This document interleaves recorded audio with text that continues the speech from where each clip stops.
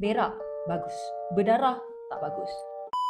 Dah start berak berdarah ni, itu menandakan buasir you sedang masuk ke fasa yang lebih kronik. Masalah ni kalau you all tak ambil perhatian, dia boleh membawa kepada pelbagai komplikasi. Kalau pendarahan ni berterusan, dia boleh menyebabkan you ada anemia sebab dia akan kurangkan sel darah merah dalam tubuh you.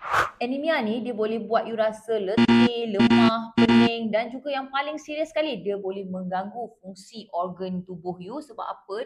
Tubuh you ni tak dapat oksigen yang secukupnya. Buasir berdarah ni juga, dia membuka ruang kepada jangkitan berlaku dekat area dubur tu tau. Sebab pendarahan yang berterusan tanpa rawatan yang betul ni, dia boleh menyebabkan nanah berlaku. Sebab dekat area dubur tu dia sensitif. Macam kita sensitif, cepat terasa. Tak adalah semua pendarahan sewaktu membuang air besar ni adalah buasir. Boleh jadi juga disebabkan penyakit yang lebih teruk seperti kanser kolon. Kalau you all tak buat pemeriksaan lanjut dengan doktor, takut you terlepas ada masalah-masalah yang lebih kronik. Okay, so kalau ada tanda-tanda ni, pergilah check. Semoga membantu.